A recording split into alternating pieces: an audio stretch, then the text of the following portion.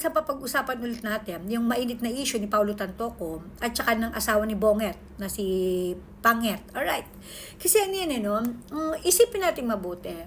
Ano ang reason bakit nagpunta kayo sa Amerika last March? Diba umattend kayo ng Manila International Film Festival? Tama ba ako? So, ano to? Government funded ito.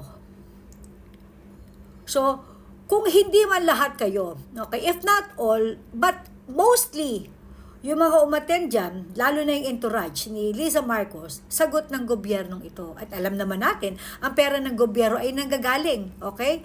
Ang pera ng gobyerno ay nanggagaling sa tax ng taong bayan. So, pera ito ng taong bayan. Yung pagiging elitista nyo, palibasa mayayaman kayo, kaya kailangan sagot din ng gobyerno yung luho na kinasanayan nyo. Hindi ko alam no, kasi nung time ni PRD, hindi ko nakitaan sila ng ganyan. Kahit na nasa abroad sila PRD, di ba nakikita pa rin naman natin sila kumakain pa rin sa McDonald's or sa Jollibee. Alam mo yun? Yung hiya sa mga Pilipino. Kasi yun naman lagi sinasabi ni PRD, di ba? Hindi natin pera ito. Kaya nakakahiya naman sa mga Pilipino kung gagastos tayo ng sobra-sobra. Kung tutusin, pagkain hindi nga dapat titipirin eh. Pero di ba, hindi naman ganyan kaluho. Masyado extravagant, okay, ang administrasyon ito. Anyway, going back. Nagpunta kayo sa Amerika para umattend ang International Film Festival, tapos may mga dala kayong drogation. So, isinabay nyo yung drug party nyo dyan sa okasyon, okay, na pinondohan ng gobyerno. Kaya nga sa sobrang high na high nyo, diba, hindi na kinaya ni Paulo Tantoco yung tinake niyang drogation. Alam mo, saan galing yan? Ano, bumiyahe ba kayo galing Pinas? Dala-dala nyo na yung baon nyo na yan? O pagdating sa Amerika, meron kayong supplier? Sino-sino kayo dyan? Sino-sino ang dapat managot dyan?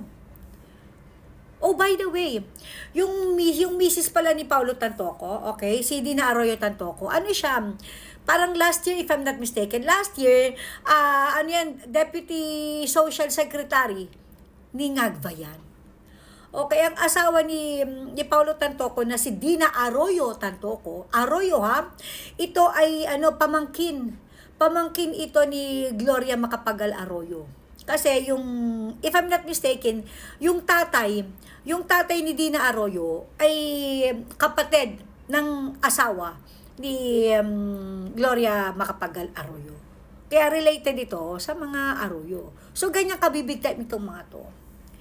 Na according sa report, nagdodrogation din pala ito. Si Paulo, itong mag-asawang ito, si Paulo at si Dina, pareho naman pala itong nagdodrogation. Anyway, hindi naman sila siguro kasama ni Liza Marcos. Nakita niyo naman yung last video ni Paulo Tantoco, ang katabi niya sa dinner. 'Di ba? Walang iba kundi ang 'di ba?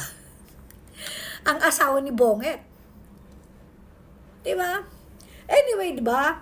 Yung bumiyahe kayo ng Amerika para sa event na pinondohan ng pondo ng bayan. Tapos ganyan ang ginagawa nyo.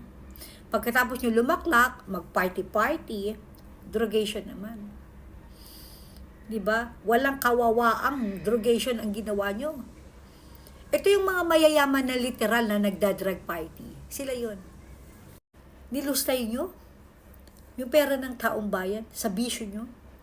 Don't tell me na naglabas kayo ng pera para sa bisyo nyo. No way. 'Di ba package yan? Alam naman ni Ngagbayan. At tinotolerate ni Ngagbayan kasi nga, isa din siya sa mga kajaming nyo. Come on. My God. Grabe.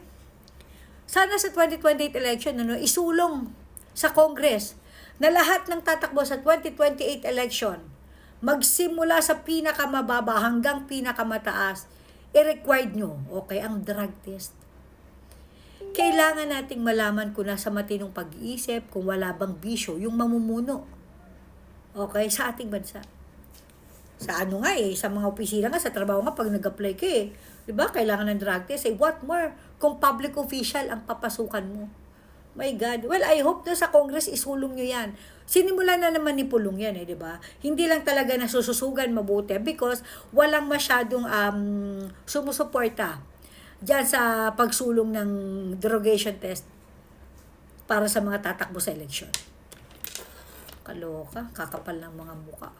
Puta, pupunta kayong Amerika, atid kayo ng event, tapos sasabayan nyo ng droga. What the fuck?